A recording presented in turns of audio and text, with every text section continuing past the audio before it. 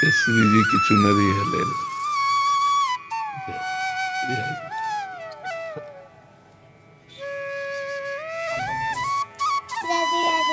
राधे राधे राधे।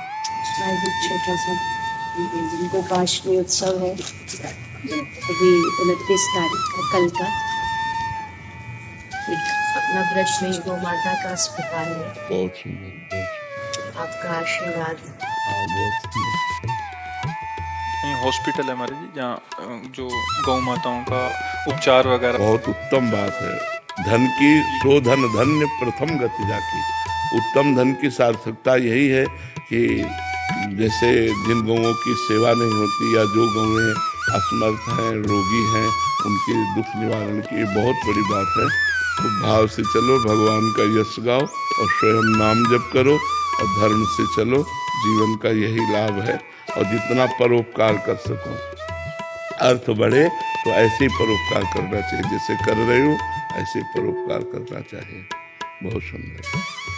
आपकी कृपा बनी रहेगा। हाँ बिल्कुल। भगवान की जिस पर कृपा होती है ना, तो सब कृपा उन्हीं की कृपा से। जा पर कृपा राम की होई, ता पर कृपा करे। तो खूब नाम जप करो, भगवत पार्षद हो, अपने स्वरूप का चिंतन करो और परमार्थ करो।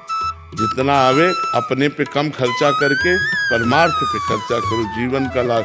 परहित सरिस धर्म नहीं भाई, पर पीड़ा सम नहीं अपना। तो जो दूसरों का हित करता है, भगवान उससे बहुत प्रसन्न होते हैं। जटायु जी से कह रहे हैं, मेरी कृपा से तुम परम पद प्राप्त नहीं कर रहे, हे तात, अपनी करनी से तुम परम पद प्राप्त कर रहे हो। तुमने जो सिया जी की रक्षा रूपी करने की, उससे परम पद प्राप्त कर रहे हो। तो जो दूसरों की रक्षा, दूसरों को सुख देना और दूसरों का उपकार करना, ये जो भावनाएं भगवान को बहुत प्रसन्न करती है। इसलिए बहुत सुंदर बात की जो गौओं की सेवा की, तो बहुत उत्तम बात।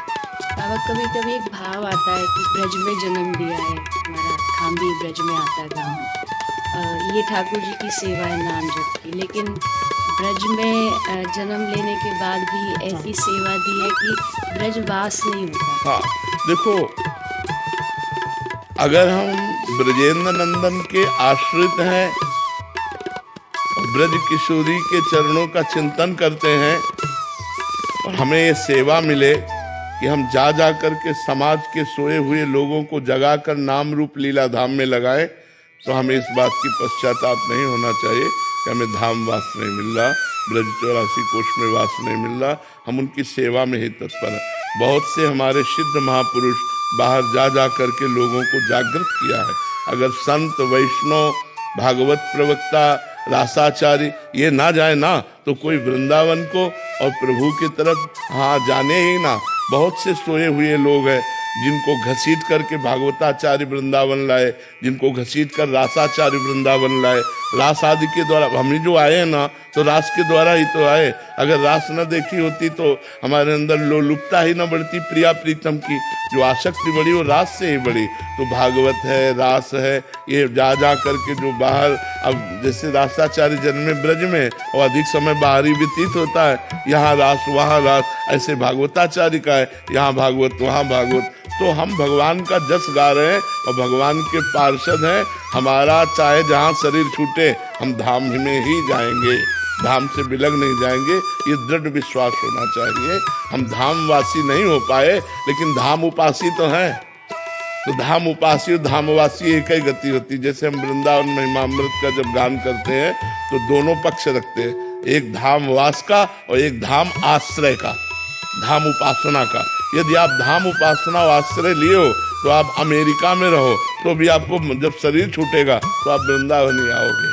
जैसे भारतीय सैनिक कहीं भी शरीर छूटे, तिरंगा में लपेट के भारत ही आएगा, ऐसे ही धाम का जीव कहीं भी शरीर छोड़े, वो धाम ही आएगा। अब हम लोग धाम के शरणागत हैं, गुरु के शरणागत हैं, नाम के शरणागत हैं। अब हमारे मंगल में थोड़ी कमी होनी है, इसलिए थोड़ा तो मन में लगता है, लेकिन उसको पश्चाताप में न ले और खूब उत्साहपूर्वक भगवत लीला गुणानुवाद गायन कीजिए और जो अर्थ मिले उसे अपने परिवार और समाज का पोषण कीजिए।